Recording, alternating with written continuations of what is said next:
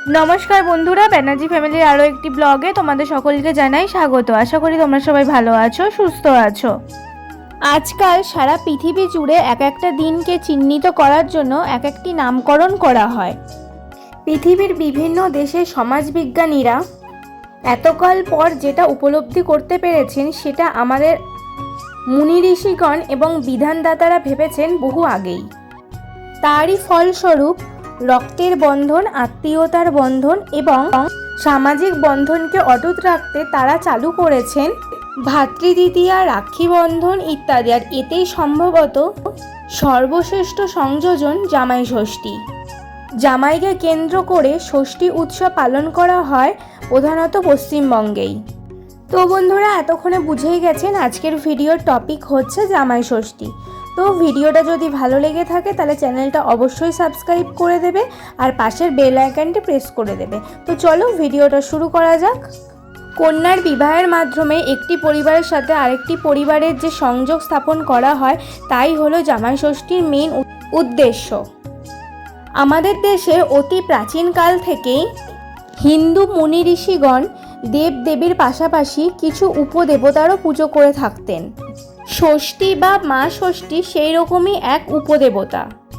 শিশু মৃত্যু ও প্রসূতি মৃত্যুর সম্ভাবনা অনেক বেড়ে যাওয়াতে এই মা ষষ্ঠীর কাছে ন্যস্ত করা হয় মা এবং সন্তানকে। তাই সন্তানের মঙ্গল কামনায় মায়েরা ষষ্ঠী পুজো করে থাকেন। এখন প্রশ্ন উঠতে পারে, মা ষষ্ঠীর সাথে জামাইয়ের সম্পর্ক কী? ভারতবর্ষ তথা দক্ষিণ এশিয়ার বিভিন্ন দেশে একসময় সংস্কার ছিল, কন্যা যতদিন না পুত্রবতী হয় কন্যার গৃহে কন্যার বাবা এবং মা প্রবেশ করতে পারবে না।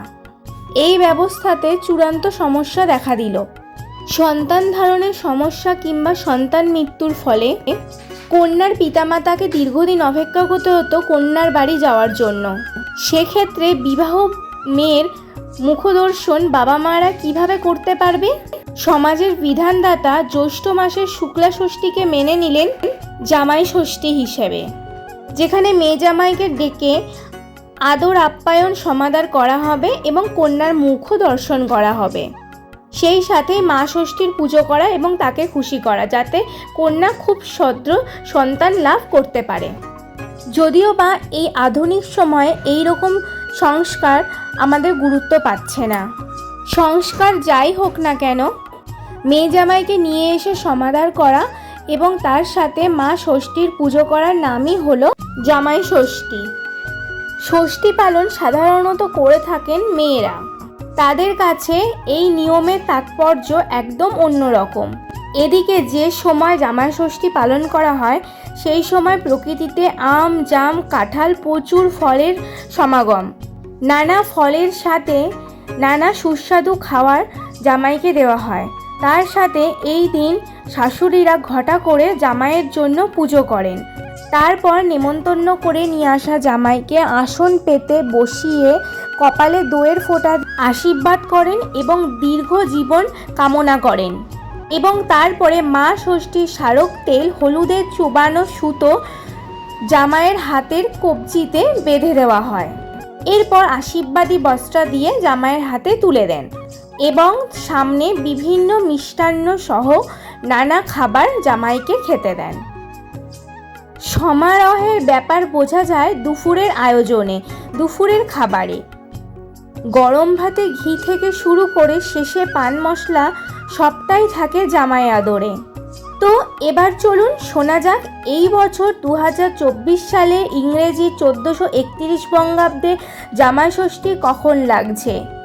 এই বছর অর্থাৎ 2024 সালে 1431 বঙ্গাব্দে জামাই ষষ্ঠী লেগে যাচ্ছে বাংলার 29শে জ্যৈষ্ঠ, ইংরেজির 12ই জুন 2024 বুধবার।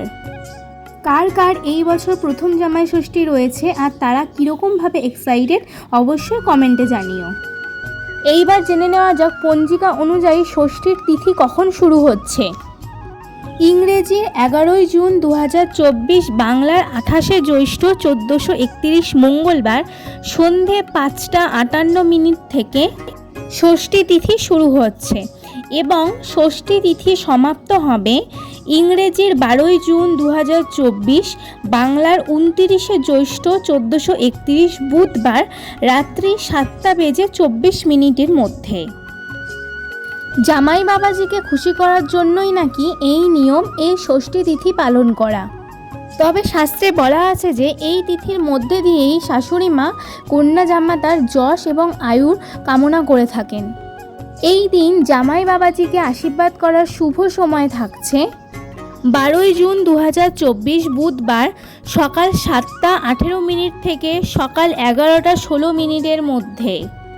আবারও ওই দিনই আরও একটা সময় শুরু হচ্ছে 12ই জুন 2024 বুধবার দুপুর 1:50 পর থেকে বিকেল 5:35 মধ্যে। সময় তো জেনে নিলাম, এবার জানা যাক জামাই ষষ্ঠীর পুজোর কি কি উপকরণ লাগবে। ষষ্ঠী পুজোর উপকরণ লাগবে আম পাতা, তাল পাখার পাতা, ধান, দুব্বা, 5 থেকে 9 রকমের ফল, ফুল এবং বেলপাতা, সাদা সুতো ও হলুদ। এই পুজোয় কাঁঠাল পাতার উপরে 5 এবং 7 বা 9 রকমের ফল কেটে সাজিয়ে রাখা হয়। জ্যৈষ্ঠ মাসে আম, কাঁঠাল, লিচুর হচ্ছে রমরমা, কিন্তু এর মধ্যে সর্বশ্রেষ্ঠ যেটি জামাই ষষ্ঠীতে লাগে সেটি হচ্ছে করম চা।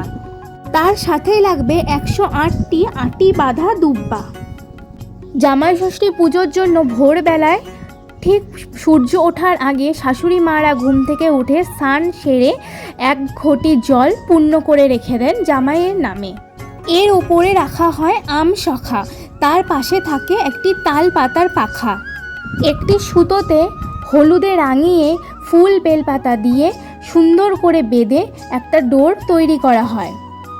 আর অবশ্যই সেখানে দুব্ব না দিলে একদম অসম্পূর্ণ। ডোর বাঁধার সময় অবশ্যই কিন্তু সেই দুব্ব দিয়েই ইট মারতে হবে, আর সেটিও জামাই ষষ্ঠীর ডোর হিসাবেই পরিচিত। এবার দেবী ষষ্ঠীর পুজোর পালা।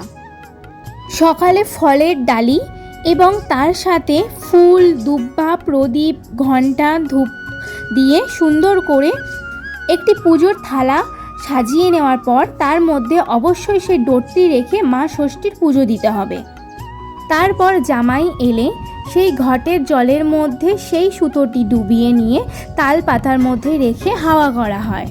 তার সাথে তার নিজস্ব সন্তানও বাদ যান না, তার মানে অবশ্যই মেয়ে জামাই দুজনকেই এই পুজোতে বসাতে হবে। তাল পাতার পাখা দিয়ে হাওয়া করে 60 60 60 3বার বলে সেই সুতোটি হাতে কবজিতে বেঁধে দেয়। ঠিক তারপরে জামাইকে আশীর্বাদ করে কিছু উপহার দেওয়ার রীতি রয়েছে। তারপরে সুন্দর করে জামাইয়ের জন্য আদর আপ্যায়ন করে যে শাশুড়ি মা রান্না করে রাখেন সেটি জামাইকে খেতে দেওয়া হয়। এই জামাই ষষ্ঠীর দিনে মা ষষ্ঠীকে খুশি করার জন্য শাশুড়ি মারা কোনো আহার গ্রহণ না করে ষষ্ঠী পুজো শেষ করার পরে জামাইয়ের হাতে সুতো বেঁধে মাথায় ফোঁটা দিয়ে পুজো সম্পূর্ণ করেন। তার কন্যা ও জামাইয়ের জন্য মা ষষ্ঠীর কাছে আশীর্বাদ চান। এবার জেনে নিই জামাই ষষ্ঠী কোন মন্দিরে পালন করা হয়, পশ্চিমবঙ্গের কোথায় রয়েছে সেই মন্দির, এবং সেই মন্দিরে বিগ্রহকে জামাই রূপে সাজানো হয়। আপনারা কি কখনো দেখেছেন বিগ্রহকে জামাই রূপে? সেই বিগ্রহকে জামাই রূপে আমরা দেখতে পাবো নবদ্বীপে। জ্যৈষ্ঠ মাসের শুক্লপক্ষে মহাপ্রভু মন্দিরে পালিত হয় এই জামাই ষষ্ঠী। এই মহাপ্রভুর মন্দিরটি রয়েছে নবদ্বীপে। সেদিন আর শ্রী চৈতন্য মহাপ্রভুকে শ্রীকৃষ্ণের অবতার রূপে পুজো করা হয় না, সেদিন পুজো করা হয় জামাই রূপে। এই মন্দিরের বংশ পরম্পরা সেবায়করা বিষ্ণুপ্রিয়ার ভাইদের উত্তর পুরুষ। প্রায় 350 বছর ধরে তারা এই জামাই ষষ্ঠীর ব্রত এই তিথিতে শ্রী চৈতন্য মহাপ্রভুর মূর্তিকে জামাই রূপে আদর আপ্যায়ন করে আসছেন। স্থানীয় প্রবীণরা মহাপ্রভুকে ওই দিন 60-এর বাতাস দেন এবং হাতে পরিয়ে দেন সুতো। ঠিক যেরকম শাশুড়ি মারা তার জামাইকে যেই নিয়মে পালন করেন জামাই ষষ্ঠীর দিন, ঠিক সেই নিয়মেই মহাপ্রভুর মন্দিরেও পালন হয় জামাই ষষ্ঠী। বন্ধুরা, অনেকেই মনে করে থাকেন জামাই ষষ্ঠীতে হয়তো শুধু জামাই থাকলেই হয়তো ষষ্ঠী পুজো করা যায়। একদমই তা না। আপনার সন্তানের জন্য আপনি ষষ্ঠী পুজো করতে পারেন ঠিক একই নিয়মে। তো বন্ধুরা, এইভাবেই বাড়িতে জামাই ষষ্ঠী পালন করুন। আর একদম বেশি নেই, হাতে আজ মাত্র কয়েকটা দিন রয়েছে। এই জামাই ষষ্ঠীতে যাওয়ার জন্য মেয়েরা ভীষণভাবে এক্সাইটেড হয়ে থাকে আর জামাইরা ভীষণ আগ্রহী হয়ে থাকেন কখন তারা শ্বশুরবাড়ি যাবেন। তো জামাই ষষ্ঠীতে ভীষণ আনন্দ করুন, মজা করুন, আর অবশ্যই আমার ভিডিওটা কিন্তু ফলো করুন। আমার ভিডিওটা এতক্ষণ ধরে দেখার জন্য অসংখ্য ধন্যবাদ। যারা আমার ভিডিওতে নতুন ভিউয়ার্স তাদেরকে জানাচ্ছি অসংখ্য ধন্যবাদ আমার ভিডিওতে আসার জন্য, আমার ভিডিওটা দেখার জন্য। আর যারা অলরেডি আমার ভিডিওটা সবসময় দেখো তাদেরকেও জানাচ্ছি অসংখ্য ধন্যবাদ। আশীর্বাদ করো আমি যেন আরও অনেক দূর এগিয়ে যেতে পারি তোমাদের ভালোবাসা আশীর্বাদে। তো বন্ধুরা, এই ছিল আজকের ভিডিও। যদি ভিডিওটা ভালো লেগে থাকে তাহলে অবশ্যই চ্যানেলটা সাবস্ক্রাইব করে দেবে আর পাশের বেল আইকনটি প্রেস করে দেবে। তো ভিডিওটা এখানেই শেষ করছি। সবাই ভালো থাকবে, সুস্থ থাকবে। দেখা হবে আবার পরবর্তী একটি ভিডিওতে।